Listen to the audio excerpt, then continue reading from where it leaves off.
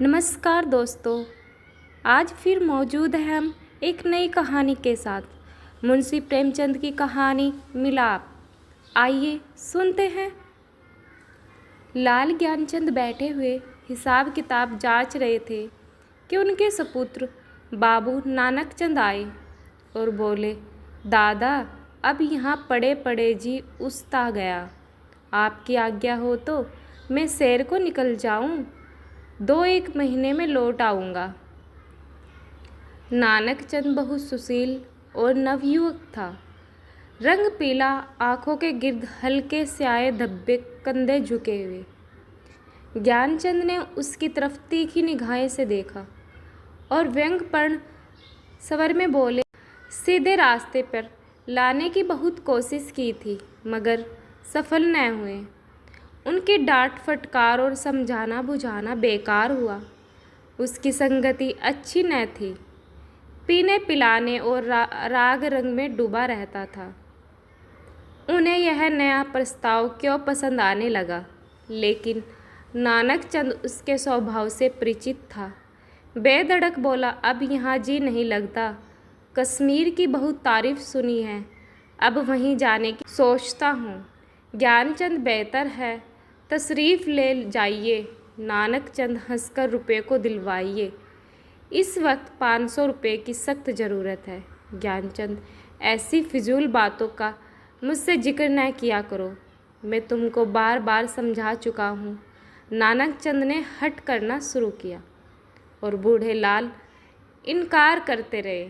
यहाँ तक कि नानकचंद झुंझला कर बोला, अच्छा कुछ मत दीजिए, मैं यूँ ही चला जाऊँगा। ज्ञानचंद ने कलेजा मजबूत करके कहा, बेशक तुम ऐसे ही हिम्मतवार हो, वहाँ भी तुम्हारे भाई बंद बैठे हुए हैं ना। नानकचंद, मुझे किसी की परवाह नहीं, आपका रुपया आपको मुबारक रहे। नानकचंद की यह चाल कभी पट नहीं पड़ती। अकेला लड़का था, बूढ़ा लाला साहब ढीले पड़ गए। रुपया दिया, खुशामद की और उसी दिन नानकचंद कश्मीर की सैर के लिए रवाना हुआ। मगर नानकचंद यहाँ से अकेला न चला। उसकी प्रेम की बातें आज सफल हो गई थी। पड़ोस में रामदास रहते थे, बेचारे सीधे साधे आदमी थे। सुबह दफ्तर जाते और शाम को आते, और इस बीच नानकचंद अपने कोठे पर बैठा हुआ उनकी बेवा लड़की से मोहब्बत के इशारे किया करता। यहाँ तक कि अभागी ललिता उसके जाल में आ फंसी। भाग जाने के मंसूबे हुए। आधी रात का वक्त था। ललिता एक साड़ी पहनी अपनी चारपाई पर करवटें बदल रही थी। जेवरों को उतारकर उसने एक संदूक में रखा। उसके दिल में इस वक्त तरह तरह के ख्याल दौड़ रहे थे और कलेजा जोर जोर से धड़क रहा था। मगर चाहे और कुछ न हो, नानकचंद की तरफ से उसे बेवफाई का जरा सा भी गुमान न था। जवानी की सबसे बड़ी नेमत मोहब्बत है, और इस नेमत को पाकर ललिता अपने को खुशनसीब समझ रही थी। रामदास बेसुध सो रहे थे कि इतने में कुंडी खटकी। ललिता चौंक कर उठ खड़ी हुई। उसने जेवरों का संदूक उठा लिया और एक बार इधर उधर हसरत भरी निगाहों से देखा और दबे पांव चौंक चौंक कर कदम उठाती दहलीज में आई और कुंडी खोल दी। नानकचंद ने उसे गले से लगा लिया। बग्गी तैयार थी, दोनों उस पर जा बैठे। सुबह को बाबू रामदास उठे। ललिता न दिखाई दी। घबराए, सारा घर छान मारा, कुछ पता न चला। बाहर की कुंडी खुली देखी, बग्गी के निशान नजर आए। सर पीट कर बैठ गए, मगर अपने दिल का दर्द किससे कहते। हंसी और बदनामी का डर जबान पर मोहर हो गया। मशहूर किया कि वह अपने निहाल और गई, मगर लाला ज्ञानचंद सुनते ही भाप गए कि कश्मीर की सैर के कुछ और ही माने थे। धीरे धीरे यह बात सारे मोहल्ले में फैल गई, यहाँ तक कि बाबू रामदास ने श्रम के मारे आत्महत्या कर ली। मोहब्बत की सरगर्मियाँ नतीजे के तरफ से बिल्कुल बेखबर होती। नानकचंद जिस वक्त बग्गी में ललिता के साथ बैठा था, तो उसे इसके सिवाय और कोई ख्याल न था। एक युवती मेरे बगल में बैठी है, जिसके दिल का मैं मालिक हूँ। उसी धुन में वह मस्त था। बदनामी का डर, कानून का खटका, जीविका के साधन और उन समस्याओं पर विचार करने की उसे उस वक्त फुर्सत न थी।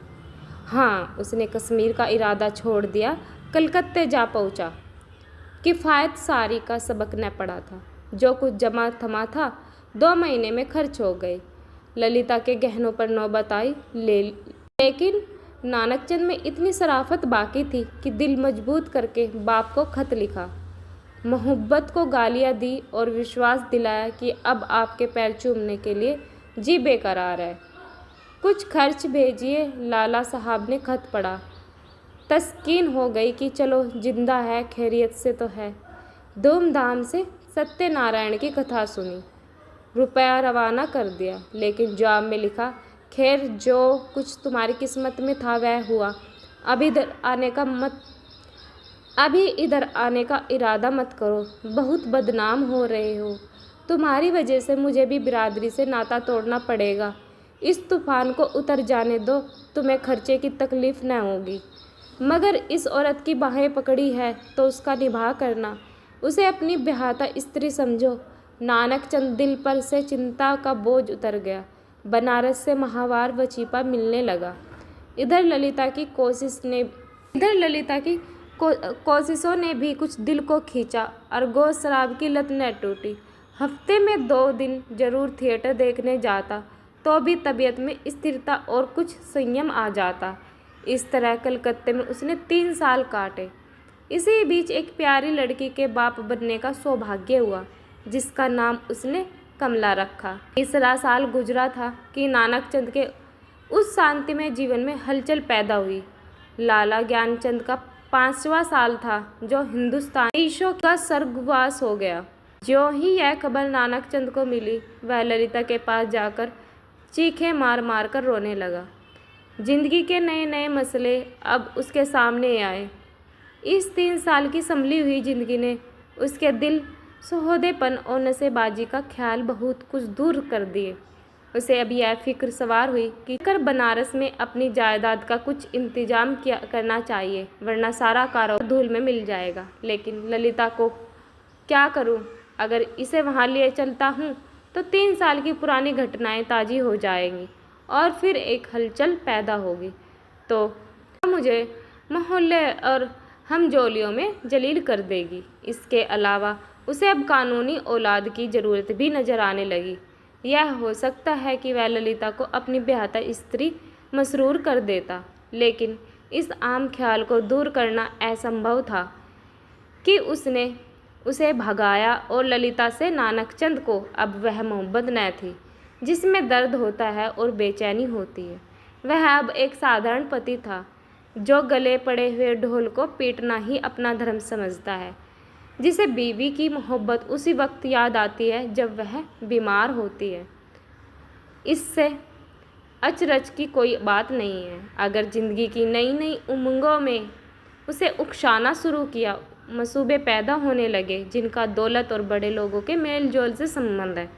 मानव भावनाओं की यही साधारण दशा है। नानकचंद अब मजबूर इरादे के साथ सोचने लगे कि यहाँ से क्यों भागूं?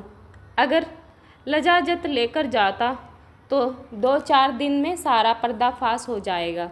अगर हिला किए जाता हूँ तो आज के तीसरे दिन ललिता बनारस में मेरे सर पर सवार होगी। कोई ऐसी तरकीब निकालूं कि इन संभावनाओं से मुक्ति मिले। सोचते सोचते उसे आखिर तरकीब सूझी। वह उस एक दिन शाम को दरिया की सैर का बहाना करके चला और रात को घर पर न आया। दूसरे दिन सुबह को एक चौकीदार ललिता के पास आया और उसे थाने में ले गया। ललिता हैरान थी कि क्या माजरा है। दिल में तरह तरह की दुश्चिंताएं पैदा हो रही थी।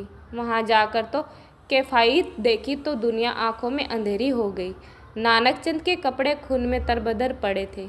उसकी वही सुनहरी घड़ी, वही खूबसूरत छतरी और रेशमी साफा सब वहाँ मौजूद था। जेब में उसके नाम के छपे हुए कार्ड थे। कोई संदेह न रहा कि नानक को किसी ने कत्ल कर डाला हो। 3 हफ्ते तक थाने में तहकीकात होती रही और आखिरकार खूनी का पता चल गया। पुलिस के अफसरों को बड़े बड़े इनाम मिले। उसको जासूसी का एक बड़ा आश्चर्य समझा गया। खूनी ने प्रेम की प्रतिद्वंद्विता के जोश में यह काम किया, मगर इधर तो गरीब बेगुनाह खूनी सूली पर चढ़ा हुआ था और वहाँ बनारस में नानक चंद की शादी रचाई जा रही थी। बहरार से गुजरा, नवेली बहू घर में कुड़ कर मर गई। तपेदिक ने उसका काम तमाम कर दिया।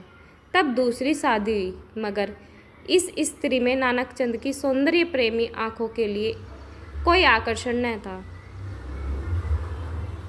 इसका भी वही हाल हुआ, कभी बिना रोए कोरे मुंह में नहीं दिया। 3 साल में चल बसी। तब तीसरी शादी हुई। यह औरत बहुत सुंदर थी, अच्छी आभूषणों से सुसज्जित। उसने नानक चंद के दिल में जगह कर ली।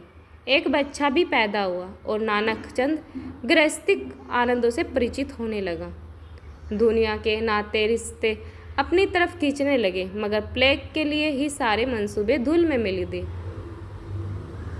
प्रति प्रमाण स्त्री मरी। 3 बरस का प्यारा लड़का हाथ से गया और दिल पर ऐसा दाग छोड़ गया जिसका कोई मरहम न था। दिल पर रंजो गम छा गया और तबीयत संसार से विकृत हो गई। जीवन की दुर्घटनाओं में अक्सर बड़े महत्व के नैतिकता पहलू छिपे हुआ करते हैं। इन संयमों से नानक चंद के दिल में मरे हुए इंसान को भी जगा दिया। जब वह निराशा के यातनापूर्ण अकेलेपन में पड़ा हुआ इन घटनाओं को याद करता तो उसका दिल रोने लगता और ऐसा मालूम होता कि ईश्वर ने मुझे मेरे पापों की सजा दी है। धीरे धीरे यह ख्याल उसके दिल में मजबूत हो गया।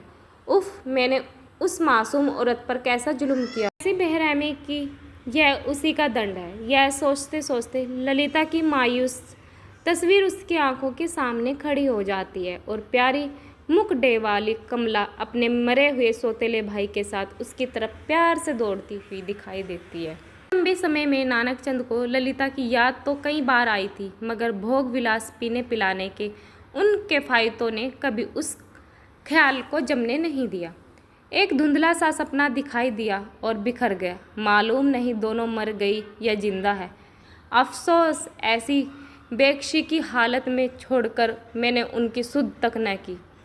नेक कामी पर धिक्कार है, जिसके लिए ऐसी निर्दयता की कीमत देनी पड़ी। यह ख्याल उसके दिल पर इस बुरी तरह बैठा, वह एक रोज़ कलकत्ता के लिए रवाना हो गया। सुबह का वक्त था। वह कलकत्ते पहुंचा और अपने उसी पुराने घर को चला। सारा शहर कुछ बदल सा गया। बहुत तलाश के बाद उसे अपना पुराना घर नजर आया। उसके दिल में जोर से धड़कन होने लगी। भावनाओं में हलचल पैदा हो गई। उसने एक पड़ोसी से पूछा, इस मकान में कौन रहता है? बूढ़ा बंगाली था। बोला, यह नहीं कह सकता कौन कौन नहीं है। इतना बड़ा मुल्क में कौन किसको जानता हूँ। हाँ, एक लड़की और उसकी बूढ़ी माँ, 2 औरत रहती है। विधवा है, कपड़े की सिलाई करती है। जब से उसका आदमी मर गया तब से यही काम करने अपना पेट पालती है। इतने में दरवाज़ा खुला और एक 13-14 साल की सुंदर किवायत लिए हुए बाहर निकली। नानक चंद पहचान गया कि यह कमला है। उसकी आंखों में आंसू उमड़ आए। बेख्तियारी से जी चाहा कि उस लड़की को छाती से लगा लो। कुबेर की दौलत मिल गई। आवाज़ को संभाल कर बोला, बेटी, जाकर अपनी अम्मा से कह दो कि बनारस से एक आदमी आया है। लड़की अंदर चली गई और थोड़ी देर में ललिता दरवाजे पर आई। उसके चेहरे पर घूंघट था और गौ सौंदर्य की ताजगी न थी, मगर आकर्षण अब भी था। नानक चंद ने उसे देखा और एक ठंडी सांस ली। पतिव्रत और धैर्य और निराशा की सजीव मूर्ति सामने खड़ी थी।